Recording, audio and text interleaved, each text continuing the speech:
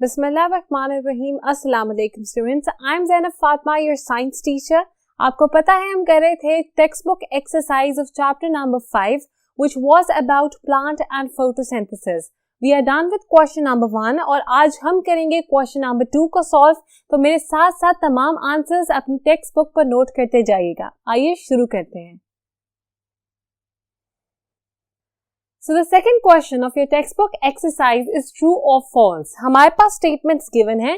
I will read out the statement. मैं concept भी आपको revise करवाऊंगी और फिर आप decide करेंगे कि ये statement सही है या गलत। आइए देखते हैं कि what is our statement number 1. During photosynthesis, light is absorbed by a chemical called chlorophyll contained inside plant cell walls. During photosynthesis, जब फोटोसिंथेसिस का प्रोसेस होता है किसी प्लांट के अंदर, तो light is absorbed by a chemical called chlorophyll.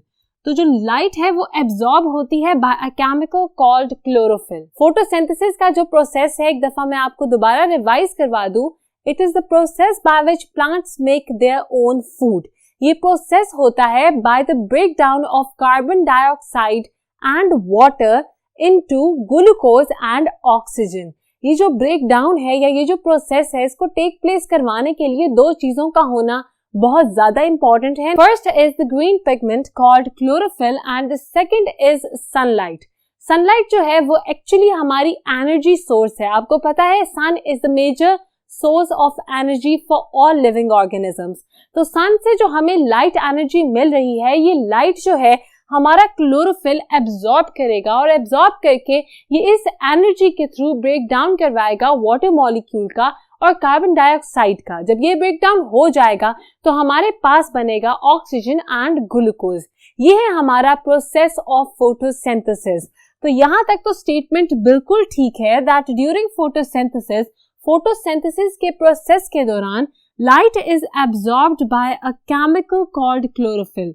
जो light है मतलब हमारे सूरज की जो रोशनी है वो एब्जॉर्ब होती है हमारे प्लांट के अंदर, और जो केमिकल इस्तेमाल होता है इस एनर्जी को एब्जॉर्ब करने के लिए उसका नाम है क्लोरोफिल।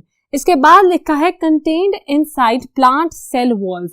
ये जो क्लोरोफिल है ये प्लांट की सेल वॉल के अंदर पाया जाता है। यहाँ तक जो मैंने बात की थी वो बिल्कुल ठीक थी, but the second part of the statement is not correct. Why? Because chlorophyll जो है वो प्लांट सेल वॉल के अंदर नहीं बल्कि सेल के साइटोप्लाज्म के अंदर मौजूद होता है। अगर मैं आपको स्ट्रक्चर बना के दिखाऊं, then this is the nucleus, this is the vacuole and this is plant cell wall. पहले मेम्ब्रेन मौजूद होगा और उसके बाद हमारे पास ये एक एक्स्ट्रा लेयर है सेल वॉल की which is made of cellulose. तो जो ये वाला पोर्शन है, the white portion over here is the cytoplasm. इस साइटोप्लाज्म के अंदर हमारे पास बाकी की तमाम ऑर्गेनेलीज प्रेजेंट होंगी, जिनमें हमारे पास एक ऑर्गेनेली है जिसको हम कहते हैं क्लोरोप्लास्ट। ये क्लोरोप्लास्ट जो हमारा स्ट्रक्चर है इसके अंदर मौजूद होगा क्लोरोफिल। इसका मतलब that chlorophyll is not inside plant cell wall, it is actually inside the cytoplasm. और साइटोप्लाज्म के अंदर एक स्ट्रक्चर है क्लोरोप्लास्ट जिसके अंदर क्लोरोफिल प्रेजेंट होता है।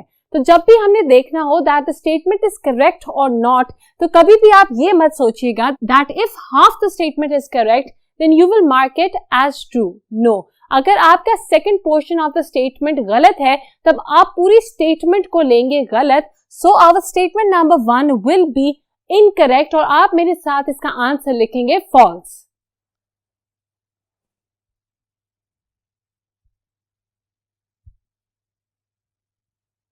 Moving towards statement number 2. During photosynthesis, energy comes from the splitting of water molecules. Photosynthesis का प्रोसेस क्या था मैंने आपको बता दिया। इसमें मैंने आपको ये भी मेंशन किया कि हमारी जो ब्रेकडाउन है वाटर और कार्बन डाइऑक्साइड की, उसके लिए हमें एनर्जी रिक्वायर होती है। यहाँ लिखा है ये जो एनर्जी है ये हमें मिलती है from the splitting of water molecules. Water molecules के टूटने से हमें ये एनर्जी मिलती है। ये बात बिल्कुल गलत है क्योंकि एनर्जी हमें चाहिए to split our water molecules. Water molecule को तोड़ने के लिए हमें एनर्जी रिक्वायर्ड है। अगर energy in the first place मौजूद ही नहीं होगी तो वाटर मॉलिक्यूल की ब्रेकडाउन नहीं होगी and it will not get converted into oxygen and glucose. इसका मतलब that statement number 2 is incorrect. Why? Because we get energy from sun. Plants जो एनर्जी यूज करते हैं in the process of photosynthesis, it is obtained from sun, और इस energy की वजह से दे break down the water molecule and they break down the carbon dioxide molecule. So the statement number 2 is incorrect. आप इसका answer भी मेरे साथ लिखेंगे false.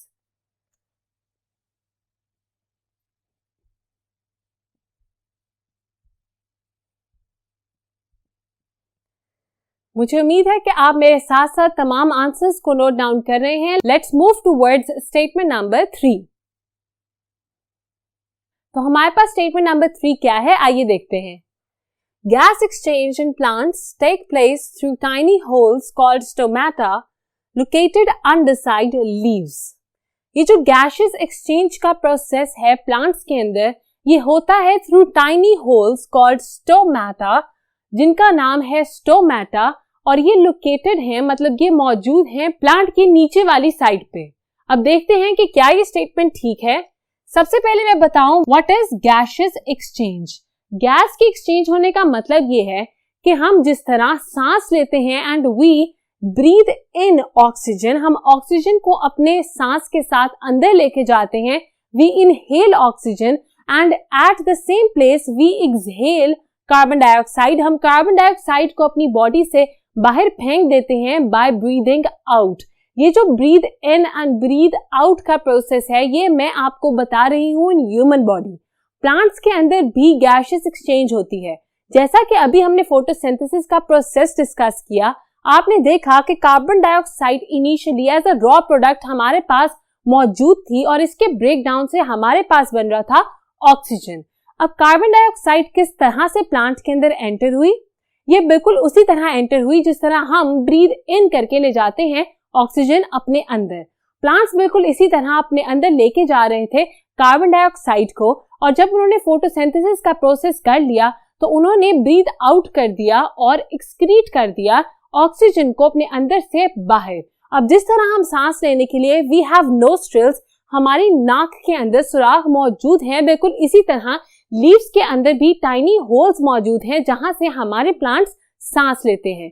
तो यहाँ लिखा है gases exchange in plants take place through tiny holes called stomata. ये जो टाइनी सुराख हैं, छोटे से सुराख मौजूद होते हैं प्लांट्स के अंदर, इनको हम कहते हैं stomata, which is absolutely correct, located underside leaves. ये लीव्स के नीचे वाले हिस्से पे मौजूद होते हैं. ये भी बिल्कुल ठीक बात है, और मैं आपको ये भी बता दूं कि लीव्स के नीचे मौजूद होने का क्या फायदा है. प्लांट्स अपने अंदर वाटर को स्टोर करते हैं. जो भी ये रूट से पानी एब्जॉर्ब करेंगे वो अपने अंदर उस पानी को रखेंगे. अगर तो हमारे ये टाइनी होल्स लीफ के ऊपर वाले हिस्से पे होते तो सनलाइट जब भी पड़ेगी हमारे लीफ के ऊपर तो हमारा वाटर इवेपोरेट कर जाएगा, बाहर निकल जाएगा इन टाइनी होल्स में से. बिल्कुल इसी तरह जिस तरह हम गर्मी में डिहाइड्रेट हो जाते हैं, हमें प्यास लगती है, बिल्कुल उसी तरह हमारे प्लांट्स भी डिहाइड्रेट हो जाते अगर ये टाइनी होल्स लीफ के नीचे मौजूद होने के बजाय ऊपर की साइड पे मौजूद होते. सो स्टेटमेंट नंबर 3 जिसमें लिखा है कि गैसेस एक्सचेंज होती है प्लांट्स के अंदर through tiny holes called stomata and these stomata are present on the under side of leaves is absolutely correct. तो आप मेरे साथ इसका आंसर लिखेंगे ट्रू.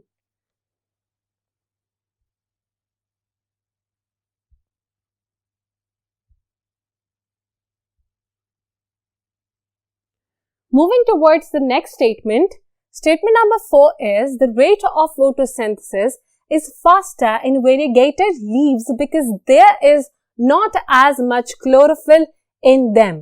आपने अपने इस चैप्टर में एक तरह के लीव्स पढ़े that were variegated leaves. ये जो लीव्स थे इसकी पिक्चर आपकी टेक्स्ट बुक पे मौजूद है, आपने उसको देखा, आपने उसमें नोटिस किया होगा कि जो लीव्स होते हैं ये कुछ इस तरह से होते हैं.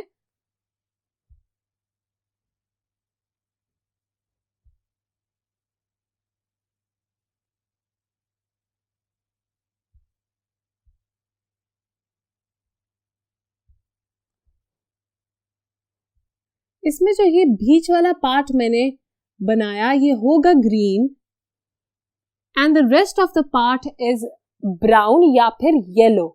इसका मतलब कि वेरीगेटेड लीफ में सिर्फ एक स्पेसिफिक पोर्शन में मौजूद होगा हमारा chlorophyll.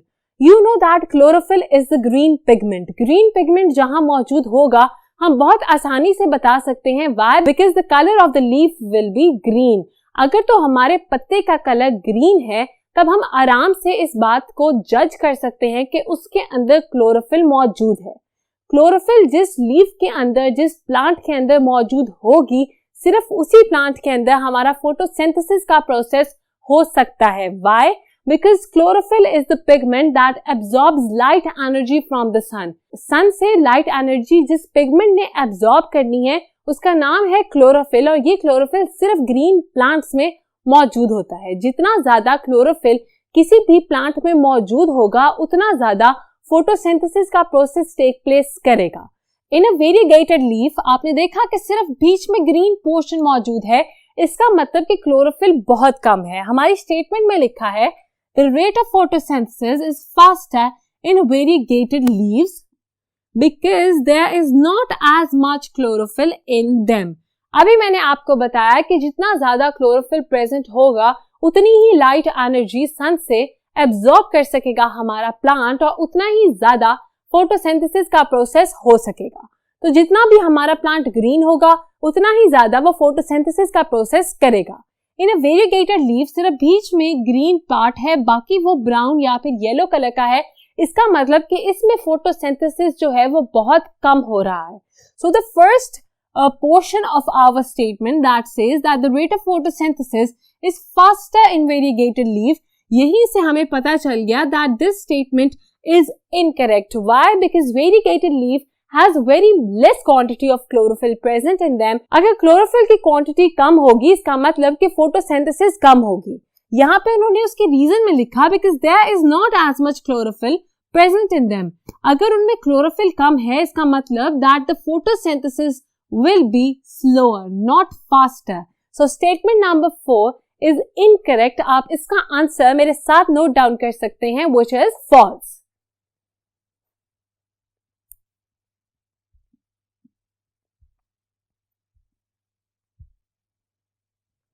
Moving towards the last statement of true or false.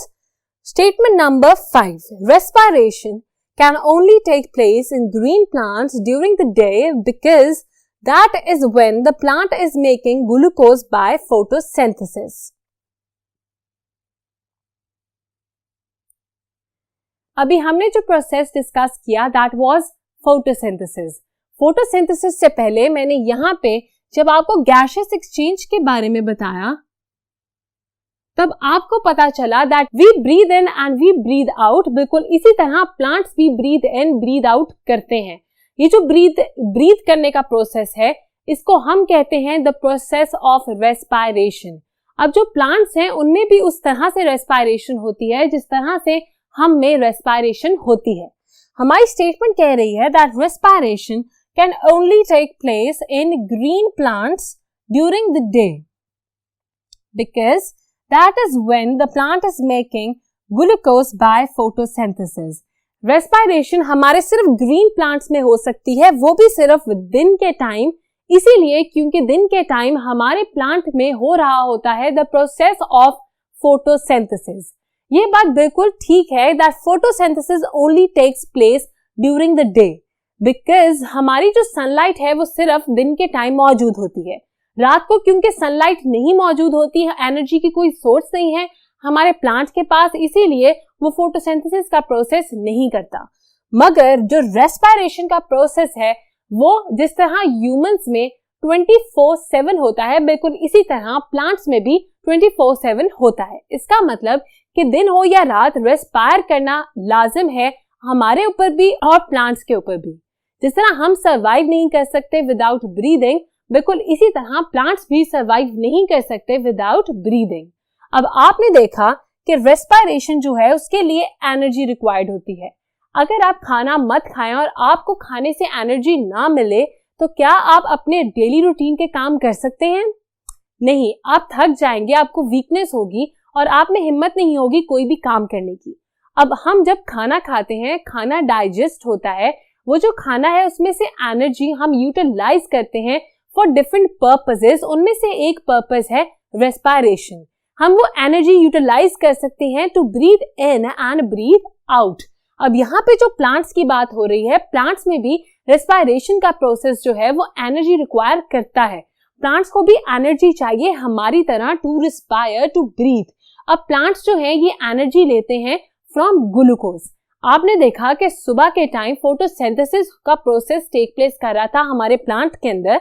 उस फोटोसिंथेसिस के प्रोसेस में हमें मिला glucose. Glucose is actually the food जो प्लांट ने अपने लिए बनाया। Like we said that plant are producers, they make their own food. अब वो ग्लूकोज बनाएंगे, ये जो ग्लूकोज है वो यूटिलाइज करेंगे फॉर प्रोसेसेस लाइक रेस्पिरेशन। अब उन्होंने ग्लूकोज को यूटिलाइज कर लिया और ग्लूकोज के साथ वो ऑक्सीजन को भी यूटिलाइज करते हैं। आपने अक्सर अपने बुजुर्गों की बात सुनी होगी कि रात की टाइम किसी प्लांट के, किसी दरख्त के पास नहीं बैठते। वाई? बिकॉज वो हमारी कार्बन डाइऑक्साइड बाहर रिलीज कर रहे होते हैं और ऑक्सीजन को इनहेल कर रहे होते हैं। मतलब जो हमारा रेस्पिरेशन का प्रोसेस है वो ऑपोजिट कर रहे होते हैं रात के time, because they need oxygen and glucose for respiration. अब रात के टाइम वो कार्बन डाइऑक्साइड हमें देंगे जबकि हमें इनहेल करने के लिए ऑक्सीजन रिक्वायर्ड है। इसीलिए सुबह की वॉक जो है वो बहुत अच्छी होती है, because plants are giving out fresh oxygen that you can breathe in. जबकि रात के टाइम अगर आप इन प्लांट्स के पास जाएं या ग्राउंड में जाके वॉक करें और आपको सांस चढ़े, then you require a lot of oxygen, जबकि आपके जो इर्द गिर्द प्लांट्स मौजूद हैं they are giving out carbon dioxide. तो यहाँ लिखा है respiration can only take place in green plants during the day because that is when the plant is making glucose by photosynthesis. ये जो ड्यूरिंग द डे की बात है that is absolutely incorrect. Why? Because plants भी humans की तरह हर वक्त सांस ले रहे होते हैं। ये जो ब्रीथ इन ब्रीथ आउट करने का प्रोसेस है ये उनका उल्टा हो जाता है रात के टाइम। जिस तरह सुबह के टाइम वो कार्बन डाइऑक्साइड को इनहेल करके हमें ऑक्सीजन दे रहे होते हैं, रात के टाइम वो ऑपोजिट फंक्शन करते हैं, वो ऑक्सीजन को इनहेल करके हमें कार्बन डाइऑक्साइड देने लग जाते हैं। But you see that the respiration process is taking place चाहे दिन हो या रात हो प्लांट के अंदर। So statement number 5 will be incorrect और आप इसका आंसर मेरे साथ लिखेंगे फॉल्स।